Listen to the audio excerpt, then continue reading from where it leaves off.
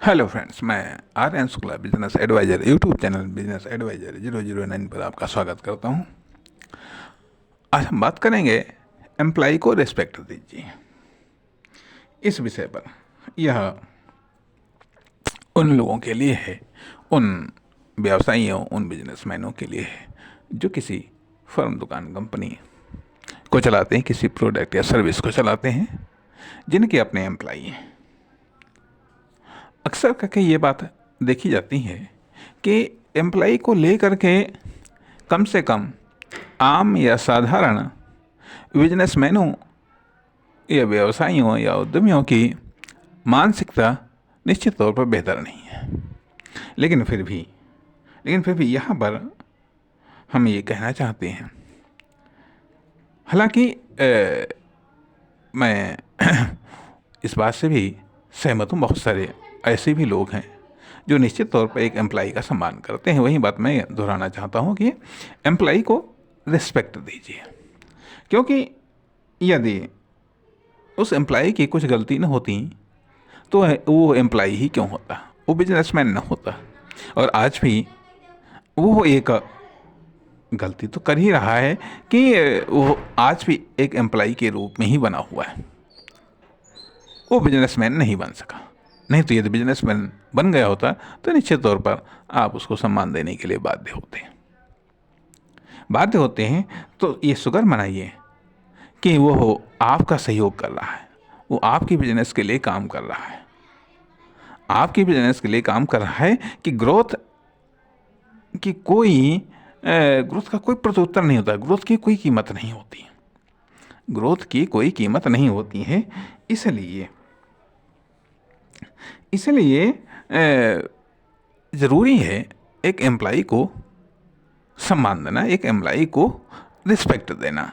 कारण ये है कि जहाँ दूसरी तरफ ये भी ज़रूरी है कि एक एम्प्लॉय के लिए कि वो बिजनेस के प्रति अपनी ड्यूटी के प्रति जिम्मेदार और वफादार रहे।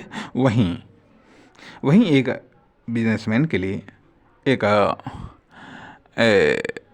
उच्च पदस्थ अधिकारी या कर्मचारी के लिए भी ज़रूरी है कि वह एक एम्प्लॉय का रिस्पेक्ट करे। हाँ, यदि एम्प्लॉय रिस्पेक्ट करने लायक नहीं है, यदि आप किसी को रिस्पेक्ट नहीं दे सकते हैं तो या तो उससे अलग हो जाइए या उसको अलग कर दीजिएगा, या उससे अलग हो जाइए या उसको अलग कर दीजिएगा।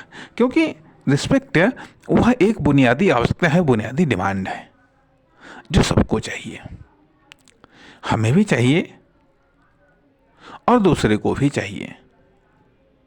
इसलिए यदि हम अपेक्षा करते हैं कि एम्प्लॉय से कि वो हमारी रिस्पेक्ट करे, तो ज़रूरी यह भी है कि हमें भी उसकी रिस्पेक्ट करना चाहिए, क्योंकि उसको भी रिस्पेक्ट चाहिए।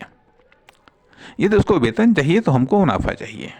यदि हम अपने अनुसार उस बिजनेस की तरक्की में योगदान दे रहे हैं तो वह अपने अनुसार बिजनेस की तरक्की में योगदान दे रहा है, जिससे एक इनकम जनरेट हो रही है, जिसमें वो अपना हिस्सा ले रहा है, हम अपने हिस्सा ले रहे हैं। इसलिए यह रिस्पेक्ट जरूरी है, क्योंकि अक्सर करके जब अतीत में कुछ देखा गया कि पूंजीवाद आया तो उसके बाद में कार्ल मार्क्स आए जो कि समाजवाद को लेकर के आए, क्योंकि पूंजीवाद में ये धारणा पनप गई थी जो है कि वहाँ पर जो मजदूरों का शोषण हुआ था, अर्थात जो ये माइंडसेट है कि हाँ, मजदूरों के वेतन को बचा करके हम बिजनेस की लागत को कम कर सकते हैं या अपने प्रॉफिट को बढ़ा सकते हैं। तो यह स्टार्टिंग में मानसिकता पनपी थी और ये शायद इतनी अधिक पनप गई थी कि पूंजीवाद को एक बुरी व्यवस्था माना जाने लगा। परिणाम कार्ल मार्क्स जैसे समाजवादी आए, साथ में अन्य लोग भी आए जिन्होंने समाजवाद को जन्म दिया, न केवल समाजवाद को जन्म दिया बल्कि उसे विकसित भी किया है। इसलिए वास्तव में, और इसीलिए बात में ये कहना पड़ा कि अर्थशास्त्र मानव कल्याण का शास्त्र है। अर्थशास्त्र व्यक्ति के या साधनों के शोषण का शास्त्र ही नहीं है, बल्कि देखा ये जाए कि एक कहा गया कि अर्थशास्त्र न केवल साधनों के विकास साधनों के उपयोग व उनके विकास का भी शास्त्र है तथा मानव के कल्याण का भी शास्त्र है। तो वास्तव में एक एम्प्लाई को वो पूंजीवाद की वो बुरी बातें न पनप सके। अन्यथा यदि मान लिया ये भी होता है कि जिससे कभी कभी जब किसी चीज़ से हमको ठोकर लग जाती है, कष्ट हो जाता है, और वो कष्ट, वो ठोकर एक ज़बरदस्त प्रेरणा बन जाता है। वो ज़बरदस्त प्रेरणा बन जाता है, और प्रेरणा बन करके वो कितना क्या प्रोग्रेस कर जाएगा, नेगेटिव प्रेरणा बनेगा या पॉजिटिव प्रेरणा बनेगा, कहना मुश्किल हो जाता है। तो कहने का अर्थ यह कि खुद की फर्म, दुकान, कंपनी में भी एक अच्छा माहौल बनाइए।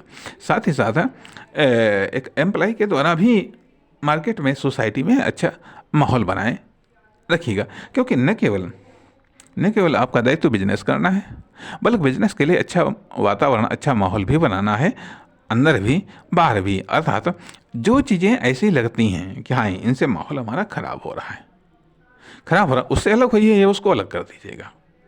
कहने चाहिएगा यह अर्थ है कि पॉजिटिव एक लाइन में जो तालमेल है, फोर्स उसी से जनरेट होता है। कहने का अर्थ यह बनता है कि ऐसा वातावरण रखिएगा कि ताकि एम्प्लॉय भी अपनी खुलकर अपनी बात कर सके, आप भी खुल करके बात कर सकें, क्योंकि एम्प्लॉय का बेस्ट सहयोग आपके बिजनेस को बेस्ट पोजीशन पर ले जाता है। एम्प्लॉय का बेस्ट सहयोग आपके बिजनेस को बेस्ट पोजीशन पर ले जाता है। साथ ही साथ आपके स्ट्रेस को, आपके तनाव को, आपकी चिंता को कम से कम कर देता है। इसलिए एम्प्लॉय को रिस्पेक्ट देना बहुत आवश्यक है। जो आपको लगता है कि हाँ ये रिस्पेक्ट देने के लायक नहीं है, ये इसका ये व्यवहार रिस्पेक्ट देने लायक नहीं है, तो या तो वो सुधार ले, नहीं तो फिर उसको अलग कर दिएगा, उसको अलग करिएगा। इस तरीके से कष्टों के साथ, मुसीबतों के साथ में झेलते हुए कारोबार करने की या कार्य को करने की आवश्यकता नहीं है, क्योंकि किसी एक कार्य को करने के लिए आप नहीं हैं, आपके पास में बहुत सारे ऑप्शंस हैं। ना ही एक आदमी को झेलने के लिए आप बाध्य हैं, ना वो एक एम्प्लॉय एक बिजनेस या एक व्यक्ति को झेलने के लिए बाध्य है। तो आप झेलते नहीं हैं, बल्कि आपको एक बेहतर वातावरण तैयार करना है कि अर्थात देखा ही जाए कि एम्प्लॉय को भी एक तरीके से बेहतर माहौल, सामाजिक बेहतर माहौल या आदर्श बेहतर माहौल बनाने में आपको मदद करनी है, और उससे मदद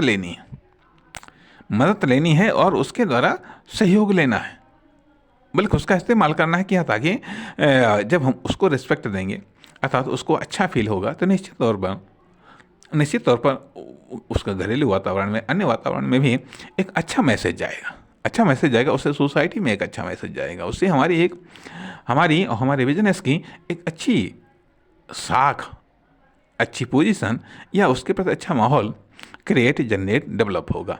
इसलिए कई ऐसे उद्देश्य हैं, उनमें से केवल कुछ ही हमने उद्देश्य गिनाए हैं कि ये एक एम्प्लॉय को रिस्पेक्ट देने के लाभ होते हैं, ये बेनिफिट होते तो बहुत सारे हैं।